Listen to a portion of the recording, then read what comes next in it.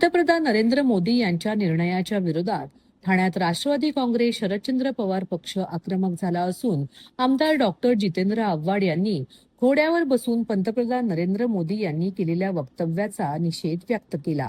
मोदी म्हणतात petrol diesel कमी वापरा, म्हणून आम्ही म्हणतो सत्ताधारी टीएमटी बसचा वापर करा, अशा आशयाचा बॅनर घेत आंदोलनातून सत्ताधाऱ्यांना टोला लगावला आहे.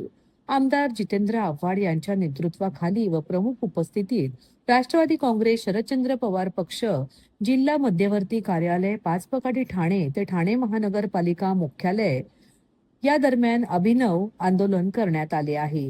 यावेळी आमदार जितेंद्र आव्हाड यांच्या सोबत राष्ट्रवादी काँग्रेस शरदचंद्र पवार पक्षाचे जिल्हा अध्यक्ष मनोज प्रधान, महिला अध्यक्षा मनीषा भगत, विरोधी पक्षनेते शानू पठाण, ठाणे महानगरपालिका गटनेते अभिजित पवार तसेच राष्ट्रवादी काँग्रेस शरदचंद्र पवार पक्षाचे सर्व नगरसेवक नगरसेविका, सर्व पदाधिकारी कार्यकर्ते यावेळी मोठ्या संख्येने उपस्थित होते.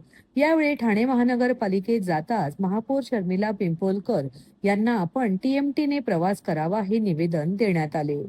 पाचपकाडी येथून निघालेल्या या मोर्चाची सांगता पालिका मुख्यालय येथे करण्यात आली. मोदींचा आदेश मोठा का हे मोठे? मोदींनी सांगितलं काटकसर करा, मग उपमहापौर महापौर सगळ्यांनी चालत यावं. देशसेवेसाठी आलेत ना हे. अरे गरीबाला घोडा पण परवडणार नाही, त्याला खायला काय घालणार, त्याचे पैसे कुठून आणणार?